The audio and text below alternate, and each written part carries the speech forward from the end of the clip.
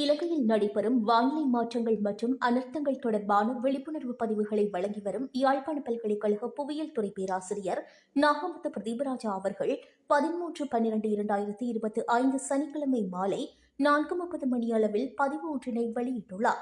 குறித்த பதிவில் இன்று முதல் எதிர்வரும் 16ஆம் திகதி வரை வடக்கு மற்றும் கிழக்கு மாகாணங்களில் வானிலை சீரான நிலைமையில் காணப்படும் எனவும், எனினும் ஒரு சில பகுதிகளில் அவ்வப்போது மிதமான மழை கிடைக்கும் வாய்ப்புகள் இருப்பதாகவும், அதேபோல மத்திய, ஊவா, சப்ரகமுவ, தெற்கு மற்றும் மேற்கு மாகாண பகுதிகளில் அவ்வப்பொழுது மழை கிடைக்கும் சாத்தியமுள்ளதாகவும், அதேவேளை எதிர்வரும் 16ஆம் திகதி தென்கிழக்கு வங்காள விரிகுடாவில் சிறிய அளவிலான காற்று சுழற்சியொன்று உருவாகும் வாய்ப்பு உள்ளது. எதிர்வரும் 16ஆம் தேதி முதல் 19ஆம் திகதி வரை வடக்கு மற்றும் கிழக்கு மாகாணம் உட்பட நாட்டின் பல பகுதிகளுக்கும் மிதமானது முதல் கனமானது வரை மழை கிடைக்கும் வாய்ப்பு உள்ளது. ஒரு சில இடங்களில் மிக கனமழை கிடைக்கும் வாய்ப்பு உள்ளது. மத்திய மற்றும் ஓவா மாகாணங்களில் தொடர்ச்சியாக மழை கிடைத்து வருகின்றது. இதனால் சில இடங்களில் நிலச்சரிவு நிகழ்வுகளும் பதிவாகியுள்ளன.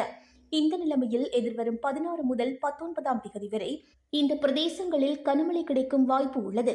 எனவே இந்த நாட்களிலும் நிலச்சரிவை தூண்டும் கனமழை கிடைக்கும் என்பதால் மக்கள் நிலச்சரிவு தொடர்பில் அவதானமாக இருப்பது அவசியம் என்பதோடு, இன்றைய நிலையில் நாட்டின் பல பிரதேசங்களிலும் உள்ள பெரும்பாலான நீர்த்தேக்கங்கள் வான் பாய்கின்றன.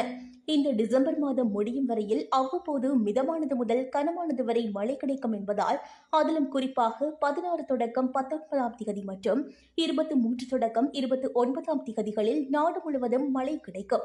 நாட்டின் பல பகுதிகளிலும் நிலவுகின்ற குளிரான வளிமண்டல நிலைமை எதிர்வரும் 16ஆம் திகதி வரைக்கும் தொடரும் எனவும் எதிர்பார்க்கப்படுகின்றமையால் மக்கள் இது தொடர்பாகவும் விழிப்பாக இருப்பது அவசியம் என்று தெரிவிக்கப்பட்டுள்ளமையும் குறிப்பிடத்தக்கது.